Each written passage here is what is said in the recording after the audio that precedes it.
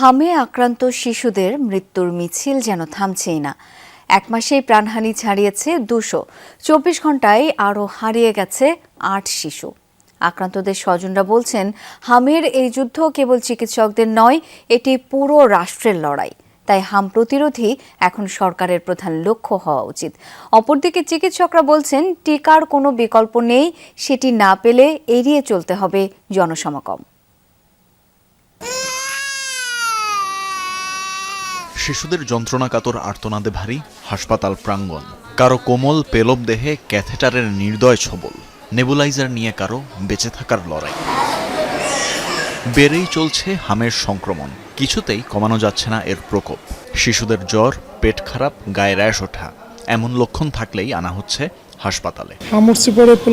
হাগা আর হইলে যে বমি বেশিরভাগই জ্বর, ঠান্ডা, কাশি, পেটের সমস্যা ছিল। এখন আইসি গত কালকে আসছি। ডাক্তার সাজেস্ট করছে আমাদেরকে ডায়রিয়া হাসপাতালে নিয়ে যেতে। আমরা ওইখানে নিয়ে গেছিলাম।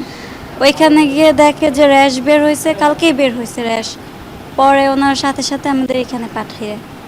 শিশুর মা বাবারা বলছেন, সরকারের তরফ থেকে প্রয়োজন জোরালো পদক্ষেপ নেওয়া, নয়তো কমবে না মৃত্যুর মিছিল। সরকারে যারা আছে তাদের সন্তানের যদি কিছু হয়, তারা তো কোটি কোটি টাকা খরচ করে দেশের বাইরে ট্রিটমেন্টে তাদের সুব্যবস্থা আছে, কিন্তু আমাদের কিন্তু এখানে ছাড়া উপায় নাই। গণভোট এগুলো আমাদের তো অবশ্যই প্রয়োজন আছে, এগুলো বাস্তবায়ন করা। কিন্তু আমরা শুধু কিছু কথা শুনতেছি সংসদে আমাদের বাচ্চাগুলোকে নিয়ে। আইসিইউর সংকট আছে, কেবিনেও পাওয়া যাচ্ছে না।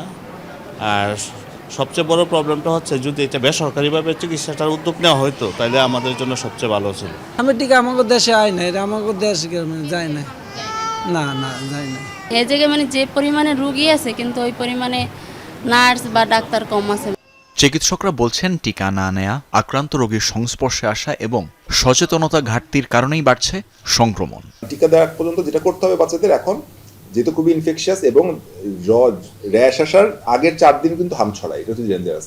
একটা বাচ্চার হাম উঠে গেছে, বুঝেই গেল এটা হাম, ওকে আলাদা করে রাখলাম, বাসায় পাঠালাম। কিন্তু জ্বর, সর্দি, কাশি, চোখ লাল হয়ে যাওয়া, কনজাংটিভাইটিস, এই ধরনের কোনো বাচ্চা হওয়ার সাথে সাথে ওকে আইসোলেট করে ফেলতে হবে। বাচ্চাদেরকে এখন বাসায় রাখবেন, একদম সোজা কথা। জনসমাগমপূর্ণ জায়গায় যাবেন না, এমনকি দরকার দাদার বাড়ি, নানার বাড়ি, ঘোরাঘুরি যতগুলি আছে সব বন্ধ।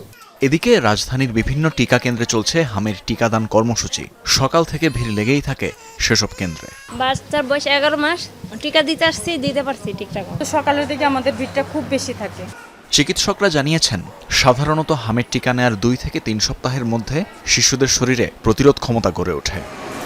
তানভীর মৌসুম, যমুনা নিউজ, ঢাকা।